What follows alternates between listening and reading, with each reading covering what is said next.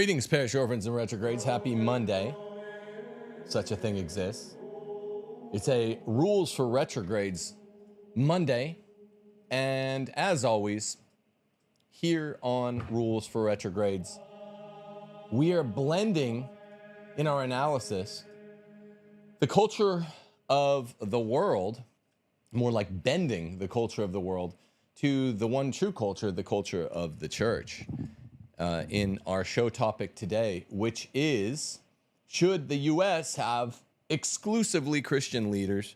People have been asking for a little bit more general election coverage in 2024. If you've noticed, no one cares because it's all basically fake.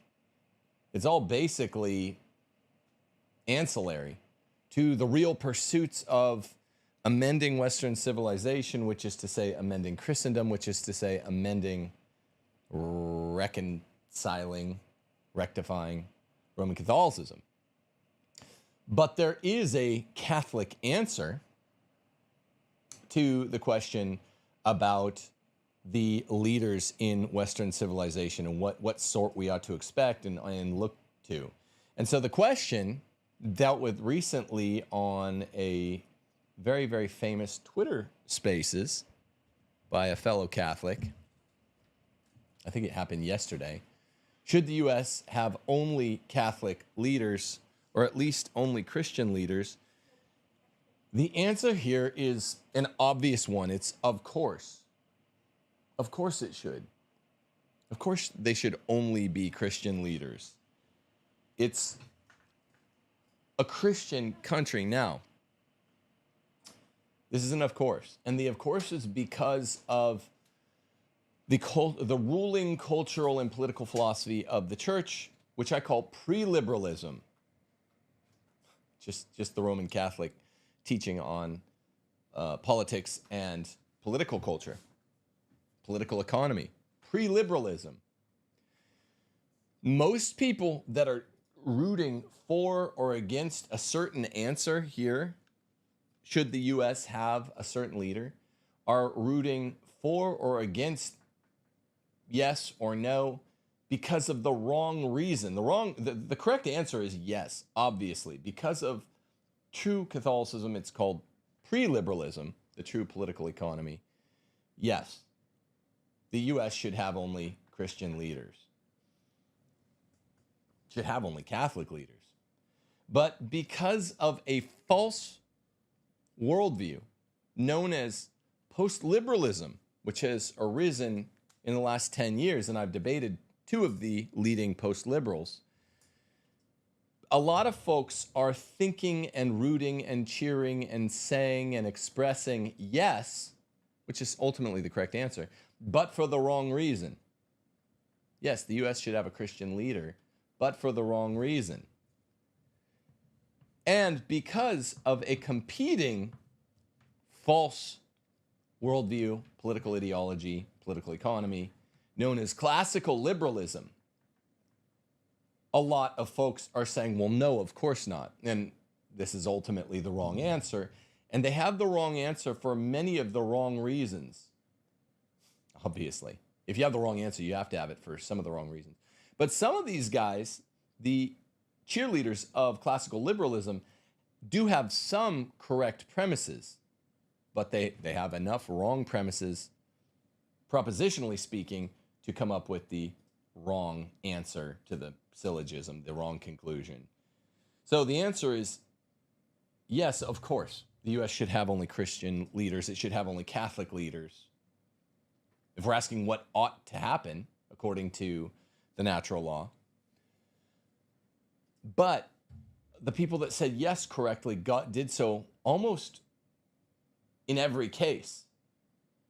The folks that say, yeah, of course, they're saying so for the wrong reason, post-liberalism. And the folks that said no, of course, were saying no from a classical liberal perspective, which is wrong as well.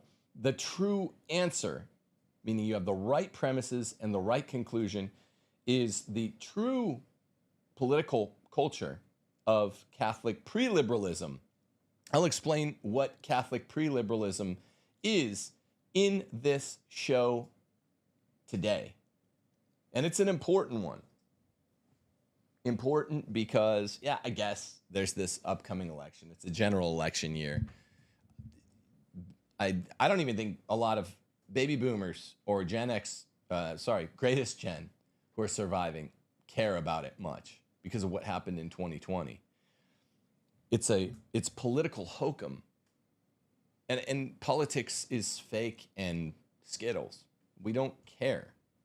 What needs to happen is a cultural politics, a political culture, a political economy that is pre-liberal.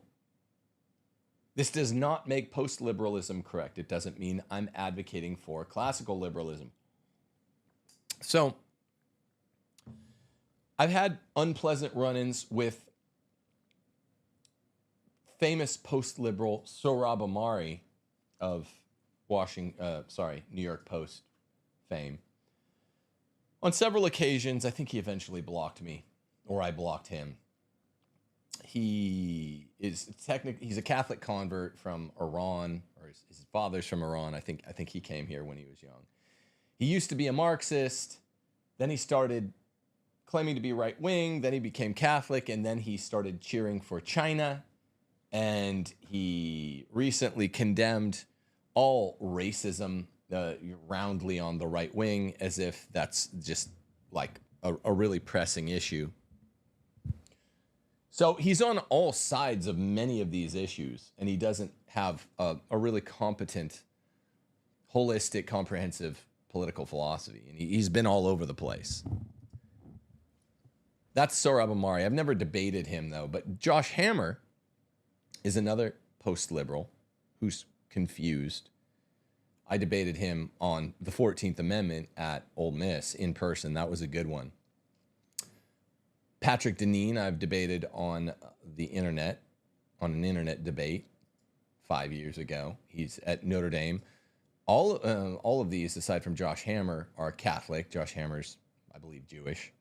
There's also famous ones like Gladden Papin, University of Dallas professor. He's another post-liberal. There's Adrian Vermeule, allegedly Catholic, Harvard law prof.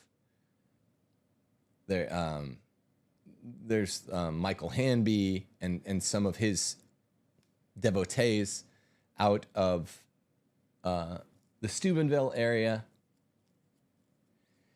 And there are lots of post-liberals who are people, generally speaking, that have made a cottage industry about condemning what they call old liberalism. They never define what old liberalism is, and they mean classical liberalism. They basically say anything other than their narrow, big government, anti-Catholic teaching of subsidiarity view, local government view of political culture. Anything that opposes their view is classical liberalism. That's the game with the post-liberals.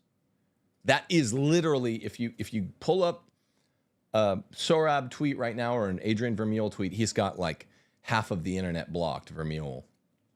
Amari's not as quick to block. Or Pat Deneen or Hanby or Gladden Papin, who's like staying in Hungary or was on sabbatical there for a while.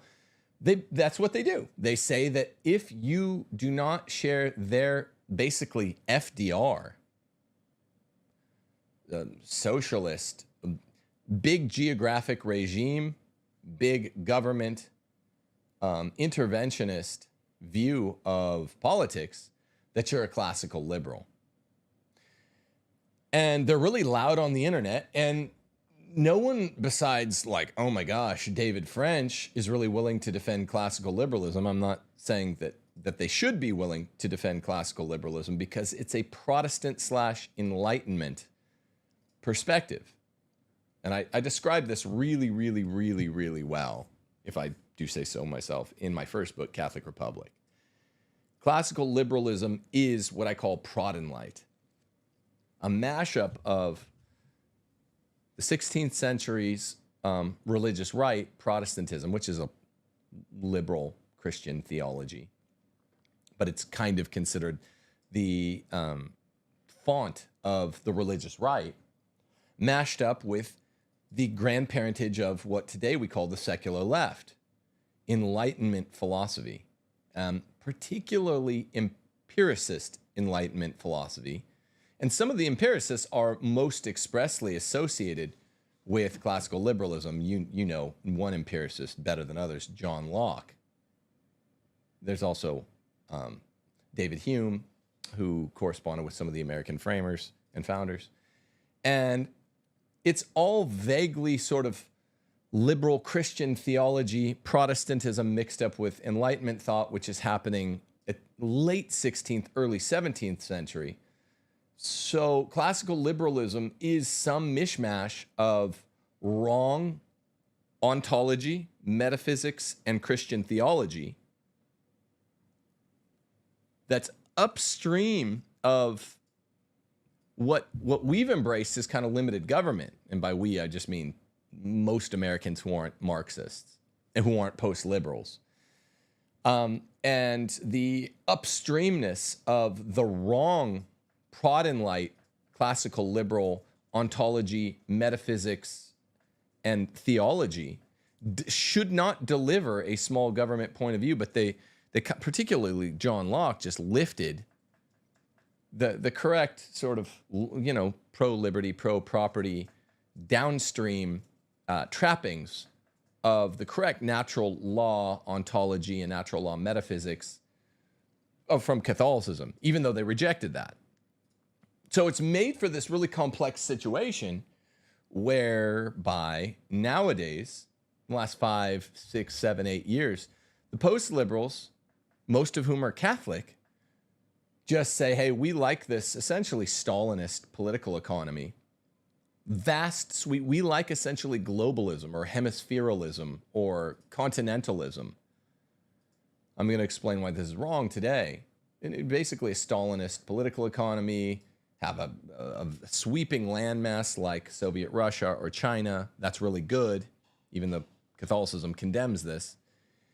And we're going to make fun of the fact that classical liberalism has its roots in the 16th and 17th century, what I call Protestant light. So they're part right and part wrong. Classical liberalism has the correct small scope of government, but is part right and part wrong. And I'm going to explain which part's right and which part's wrong, and why ultimately, yes, from a non-post-liberal perspective, from a pre-liberal perspective, U.S. should have only Christian leaders. And this doesn't require big government conservatism to say so. That's today's show. It's a big project, and it's one of the big pillars of this show, subsidiarity. This show has 4 pillars from show to show. It's all either patriarchy, pillar 1, subsidiarity, pillar 2, right-wing community organizing, pillar 3, or re-education, pillar 4, if we're not doing a news show on Pope Francis saying some new 2,000-year-old irreformable doctrine is now defunct.